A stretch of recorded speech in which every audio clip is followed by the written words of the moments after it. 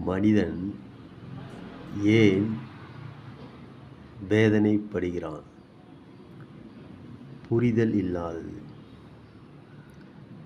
நாம் புரிந்து கொள்வது ஒரு மாதிரி, நடப்பது வேறு மாதிரி.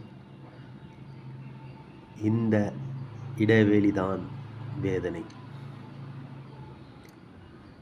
புரிந்து கொண்டு வந்த வேலையை செய்யாமல் மாயையில் மயங்கி எண்ணம் மனதை சிதைத்து கொள்வதுதான் வேதனை.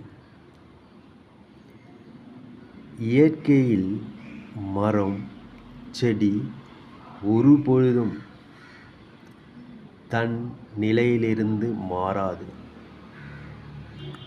அது யாருடனும் ஒப்பிடாது. மனிதன் மட்டும்தான் தன்னை ஒப்பிடுவான். மனிதன் மனித தன்மையை விட்டுவிட்டு பணம், பதவி, புகையை பற்றி கொண்டால் பயம் வரும்.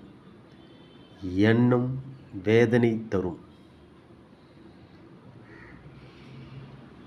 நீ எடுத்துக்கொள்வதுதான் வேதனை பாடமாக அமையும். நடந்ததை ஏற்றுக்கொண்டால் வேதனை குறையும். மறுத்தால் நீடிக்கும்.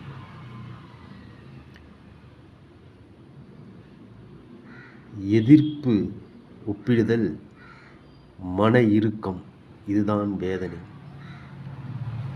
வேதனை அற்றவன் அனுபவம் அற்றவன். இது என்னுடைய கருத்து. வேதனை அற்றவன் அனுபவம் அற்றவன். வேதனைதான் உண்மையை அறியும் பாதையாக இருக்கின்றது. நன்றி, வணக்கம். இந்த சேனலை தயவுசெய்து சப்ஸ்கிரைப் பண்ணிக்கொண்டு பாருங்கள்.